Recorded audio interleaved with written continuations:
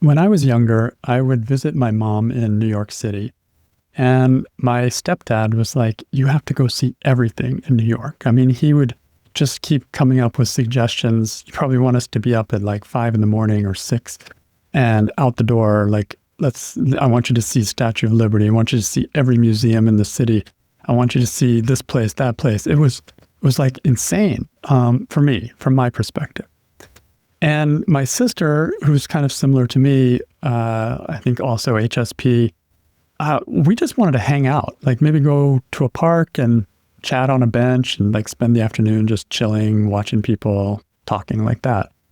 But we used to feel bad. We used to feel judged. And we used to even kind of hide our preferences and actually make up places that we went, be like, oh yeah, we went here, here, here. And, just because we couldn't go at that kind of pace, at my stepdad's pace. In fact, we used to call him the shark because, like sharks, they die if they stop swimming. So that's the way he was. I came to love my stepdad and we grew very close over time, but especially in those early days, it just felt like I was being judged. There was something wrong with me. And if you've ever felt that, because of your sensitivity or because of how quickly you reach overwhelm or what your normal is, then you're not alone. Maybe, for example, your husband loves walking in the busiest part of town and he loves the energy and you're like, I prefer the park. And he's like, oh, but it's so boring. It's hard not to feel judged. It's hard not to feel different. And that's something we face as highly sensitive people on a regular basis. Maybe you think it's hard not to feel like other people are stronger because they actually can handle more. So it's really hard to overcome this judgment. We actually buy into this judgment that they are stronger because of that. My mom, for example, she could go 24/7 with very little sleep. I mean, I've seen her pull all-nighters and then just do it all over again. And like my whole life, that's just the way she was. She'd wake up earlier than you, no matter how early you got up. And I always felt like the loser, like no matter what I do, it's just never going to be like her. So maybe you feel like, like maybe it's like your husband is like, how do you live, right? How can you be okay with everything and it doesn't bother him? Like maybe you're not okay, but he's okay. This is that constant comparison that happens between highly sensitive people and everyone else.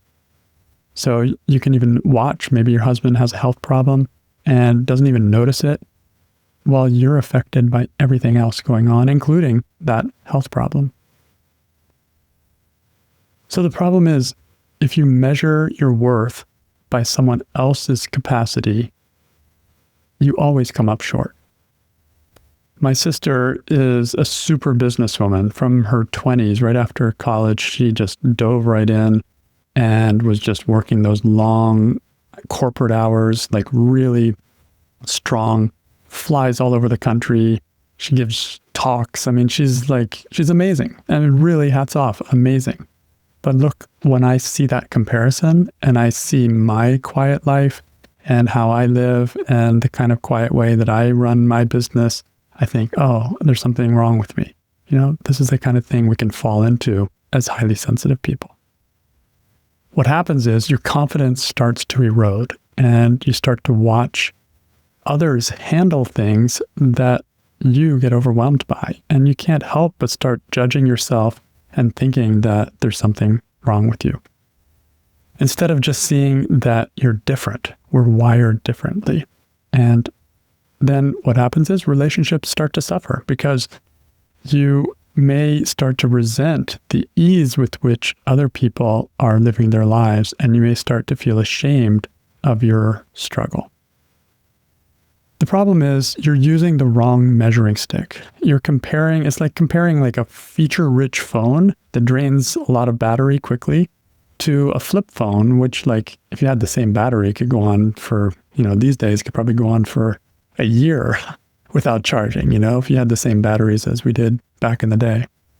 So it's not fair. We, as highly sensitive people, have a feature-rich phone. We have a lot of things that we process. And so we have to go into low power mode. We have to charge sooner than other people. And that's just the reality of it. The problem is if you start believing that you're weaker than other people because you can't handle what they can, in reality, you're not weaker. You're processing probably 10 times more information in every moment than everybody else. So that means your workload is necessarily way bigger than everyone else's. And you do things differently. For example, my partner buys things and then he takes them back again. And then he buys another version and takes it back and does it a number of times until he gets what he wants. And that's a perfectly valid way of purchasing, buying, and finding what you want. He has to see it and see it in the place and see that it works, and then he's satisfied. But it actually does cost a lot of money because you have to return things. Sometimes you can't get the return. You have to sell it. Then, it's complicated. Whereas my way, which is more of an HSP way, I research more deeply and I don't purchase until I'm actually clear that it will fit my needs in multiple situations and that it will continue to fit those needs into the future. So this is like what I mean by 10 times more processing. I'm taking time to make those decisions based on inference and deduction and intuition and thinking it through, whereas other people just run in, make the purchase, and then they may have to do it multiple times. It's not that one is better than the other, but it's good to know who we are and that there's nothing wrong with being a slow processor. We do that for a reason. It's just like saying that a racehorse is not weaker than a plow horse. They're built for different purposes. A plow horse moves slowly, but it pulls a lot of weight. And that's more like the HSP trait.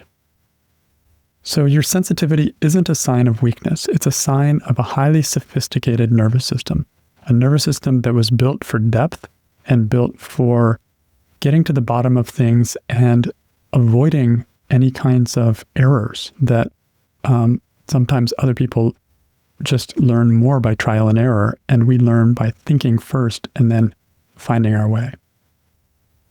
True strength isn't about handling everything. It's about knowing what serves you and having the courage to choose it. This is so important for us because we can just end up caught forever in this trap of comparing ourselves with other people.